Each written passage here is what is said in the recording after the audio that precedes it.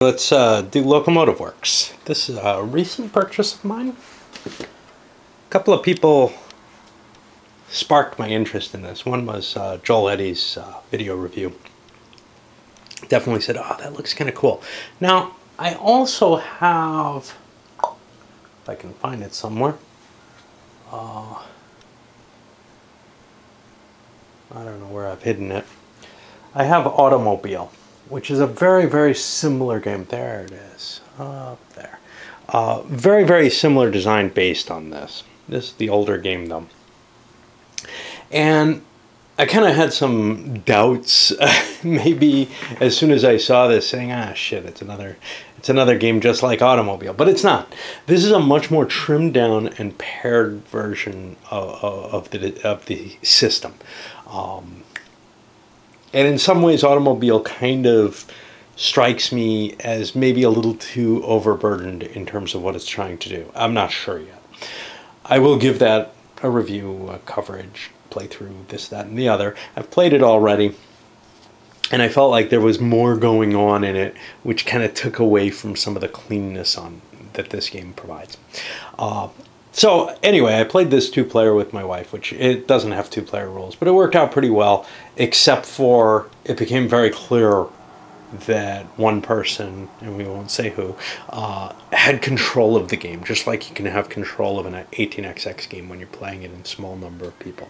There was really nothing that the other person could do. All right.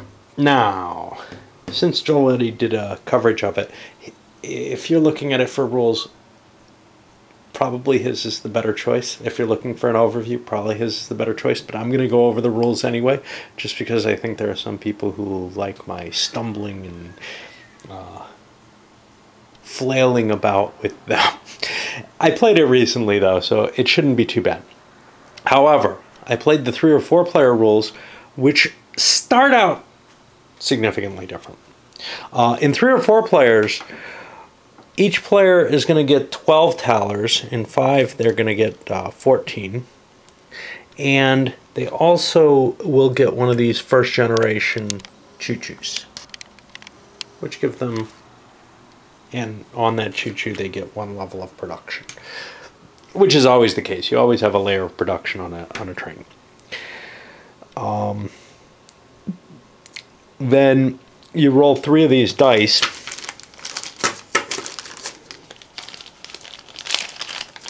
And they're nice dice. The whole Queen game set is really, really well done component-wise. Nice thick pieces here. The cards are decent. The box actually is well designed for inserts. The copy that I got, apparently this was a Kickstarter thing. The copy that I got came with 2 sets of German rules. I contacted Queen Games, and they immediately said, yeah, we'll send you, the replacement rules.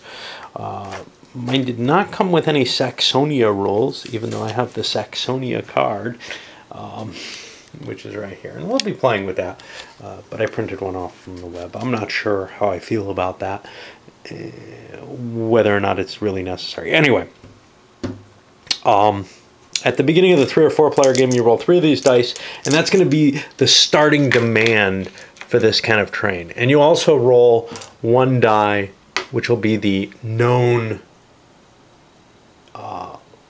purchase orders or whatever for the next train in order. And very briefly, what's going to be happening is you just cycle through these different train types, and as more and more of them become put into production, that can cause some of the earlier ones to become less and less valuable to the other players. Okay, let us start with the rules. So in the 5-player game, it starts a little differently. No one starts with a train, and all you have is 1 die, which is going to indicate the upcoming demand for that train, which is really almost the same as this, but we'll see this a little differently. And I was told the 5-player game by the other person who really interested me in this, which is Clear Claw. I don't remember his actual name. I don't know if I know it. Over on Board Game Geek. He's very interested in a lot of the 18xx games and the Winsome games. our tastes converge on a number of games and they diverge strongly on a number of them. He claimed I would hate this one because it's all kind of calculation, counting, and pre-planning. But for whatever reason, the calculation, counting, and pre-planning in this one seems like it works well for me. We'll see if it works as well as Solitaire, but I had no real problem playing it opposed. Okay. And no one's going to start, with a locomotive. Yeah, so we got that. All right. So the rules don't please me in this, the way they're set out. They're procedural, but they're fairly simple, so it's not that bad. Essentially what happens in a turn, first of all, at the beginning of the game, everybody gets dealt one of these. That's going to be like an 18XX starting order card. I'm going to deal them out like this. Just because, hey, it's not like there's actual people assigned with any of these. I'm not using real people cards or anything like that, right? Okay, so the first thing that happens in a turn is that each player in player order, is allowed to develop one new locomotive. And what that means is you take a locomotive that you do not have a card for, and you're going to pay the startup discovery cost for it in talers. In this case, that'll be with the compass. In this case, it's only 4 talers to get that. And if you do that, you get the card, and you get a little chip on it to indicate you have some production for your research. If you buy a card that has a single die on it, and there'll only be one card that has a single die, that's the most modern thing that you could develop, well, that die gets moved into here, and now a new die gets rolled for the next train in order, and that becomes the upcoming demand for that. And that's not going to change until somebody buys the train and starts producing them. Okay. And all the trains could just fall real quick, except nobody has enough money to start buying them once they hit here. And there's significant reason not to push production out. But what you'll notice in the price, so there's 3 values on a train. Well, there's more than that, but there's 3 key values to the train. This is the amount to research it. This is the amount to build new production. This is the amount of income each point of production gives you. This is the level of the train. And then up here in a tiny little thing is how many of that train are going to be available for players to buy. Well, how many to buy the capability to build, right? Okay. And what you'll notice is the costs are actually rather linear. The cost to build is going to be, to research is going to be twice the cost to build additional production. The cost to build additional production is going to be twice the value that you get off of each point of production you manage to sell to the market. There's not a lot of complexity going on here in terms of the market. It just, gives you a straight value there. Anyway, each person in turn has the opportunity to buy one new card. They can't buy a card they already have. We'll get to this sucker later. The next thing that happens is the production capacity. Each person in turn has the capability to buy as much production capacity as they like on all the train cards that they already have. Now, there is one little weird thing to this, which is if you have, say, a lower level train and want to upgrade to a higher level of the same color train, you can do that by paying the difference in the production cost. So adding a new level 2 would normally cost you 10, but if you had production on a level 1 and you wanted to transfer, say, one of those over, it would cost you 10 minus 2 is 8 points. And it's always 8 points between levels, but there's nothing that restricts you from going up 1 level. You could go up 2 levels instead, or 2 only going up 1 level. You could go up 2 levels instead, in which case the costs can become higher. All right. What's the next thing here? Okay. Then after everybody's done that, everybody's had a chance to do that, and you'll just go around once and do it, then you actually produce and sell your locomotives. And in order to do this, again, it's done in player order. Hey, how did you determine that other than a card? Yeah, we'll get to that in a moment. In player order, you're allowed to fulfill up to a die's worth of points on a train. What that means is, let's say we have these dice here. I could sell up to 6 production off of a level 1 green. Okay. If I have 6 or more production, what I do, and that's because the highest die is a 6. What I do is I shift those 6 production off. I get my payout. 6 trains times 1 is $6. That goes into my personal treasury, and then this die moves over here to, hey, that's satisfied customers. They may be coming back or something. Dealing with dice, if you don't exactly match the top die, is a little different. So let's go over the different situations. First of all, if the amount of trains that you want to sell exactly matches any die, you just simply move the trains off your card, and you move the die here. So if I had sold 3 trains, that would happen.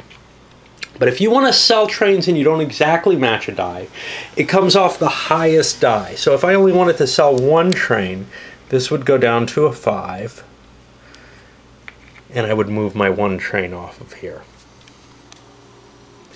You cannot sell off of multiple dice in one action, and you can't sell more trains than there are pips. So there's going to be a supply and demand factor here. So if people have a lot of productive capability and the dice don't come up very big, there's competition for who's going to be able to get which dice. Now, what kind of fits into this nicely is, well, the first person has their option to sell that train, but then the second person has an option. You can't just fulfill all the dice at once. Okay.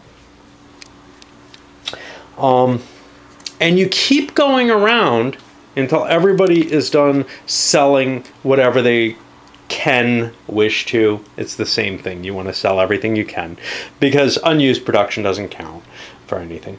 And you collect that extra cash, and then you put your chips back on your train. So, if I had sold 5 trains here, these would go back on to prepare me for next turn. Whether that happens now or at a later time doesn't really matter. Okay.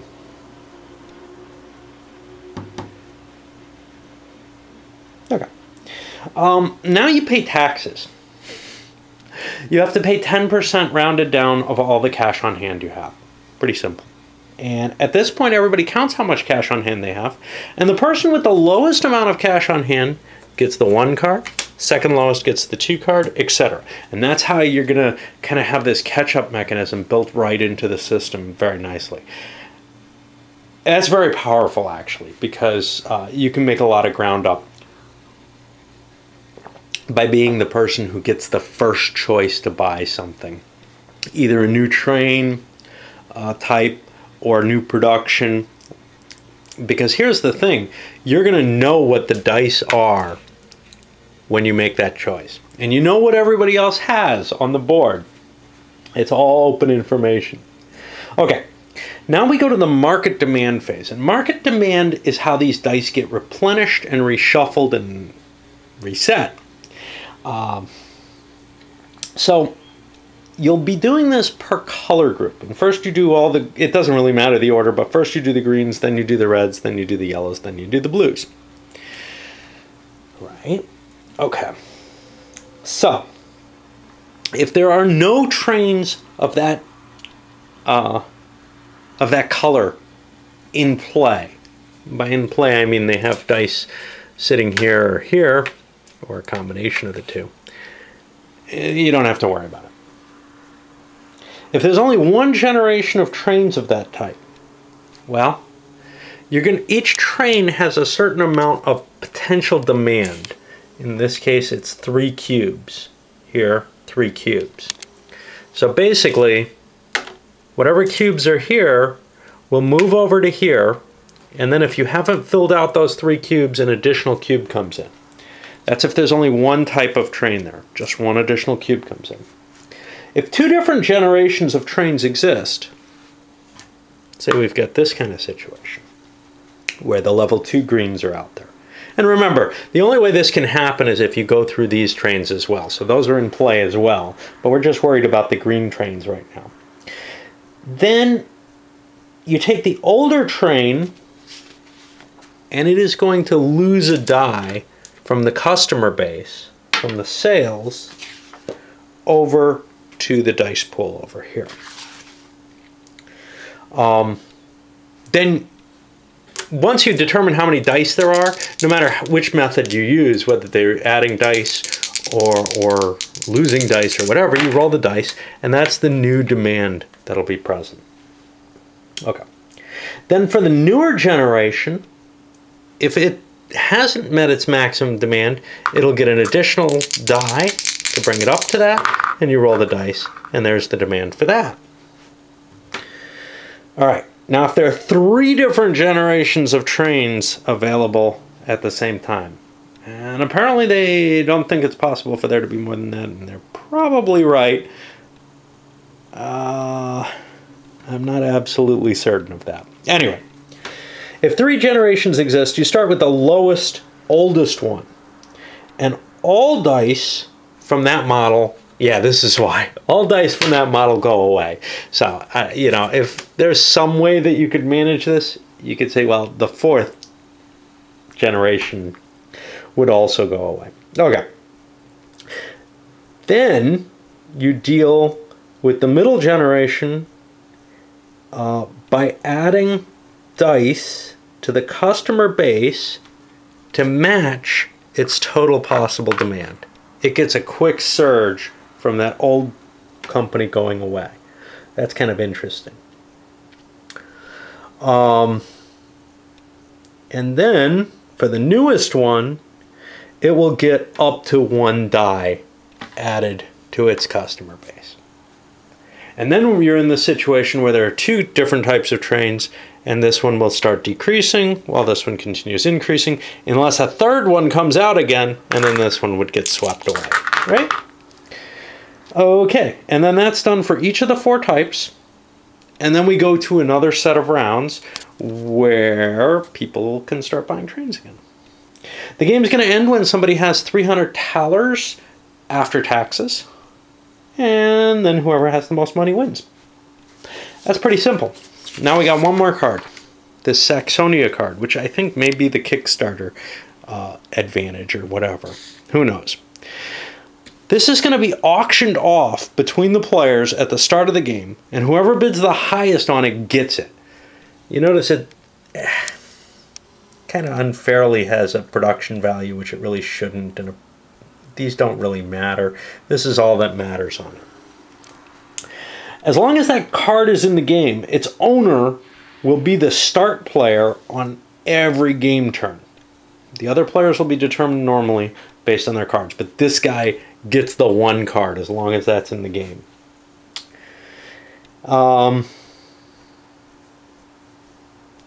It's going to have an income and production capacity of 1 each, i.e. it essentially has 1 of these on it, but you don't have to actually mark it there. You can't increase its production capacity, which is why this shouldn't be there. And you can't transfer it to another locomotive. It will produce a guaranteed income of $1 a turn. It doesn't take dice away.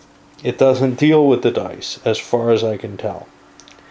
And as soon as someone buys the number 2 green train, it's removed from the game. I assume you do not have to bid on this. If nobody bids on it, it just doesn't get played. I'm not quite sure how valuable it is. Being able to go first every turn sounds like that's well worth at least $1, so I can't imagine it not being bid on in a game. All right. Well, we'll give this a try. This is the first time I'm playing with the Saxonia, first time I'm playing it solo. There might be some issues with that because there is a lot of calculation and counting going on in here. I send this one up, and I don't know if I'm going to actually get started tonight.